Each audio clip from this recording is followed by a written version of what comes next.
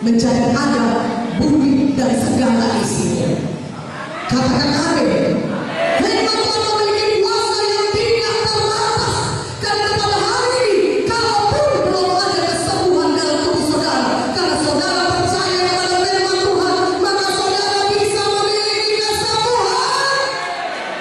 Kalaupun belum ada mujizat dalam hidup saudara, tapi kalau saudara percaya kepada firman Tuhan, maka saudara bisa malam hari ini menerima mujizat saudara. Karena itu percayalah pada firman Tuhan, karena firman Tuhan memiliki kuasa yang tidak terbatas. Yang percaya pada firman Tuhan angkat tangannya dan katakan amin. Berikan kemuliaan bagi nama Yesus. Haleluya. Tuhan mau saudara mengenal firman-Nya sehingga saudara bisa mengalami kuasa Tuhan yang tidak terbatas.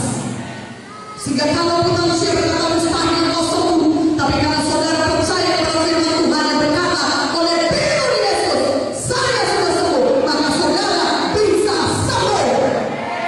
Katakan amin. Pada malam hari ini tetapkan hati saudara, mulai malam ini saya mau mengenal firman Tuhan lebih dalam lagi hari lepas hari. Mulai malam ini saya mau punya firman setiap hari dalam hidup saya. Katakan amin. Saudaraku, setan dapat mencuri, membunuh dan membinasakan.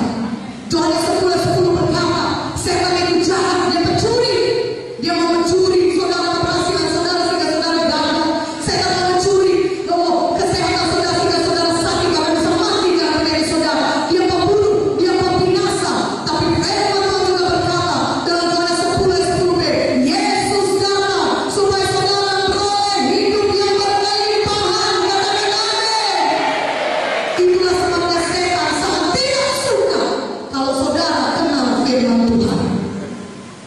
Karena dia tahu kuasa firman tidak terbatas. Kalau orang Kristen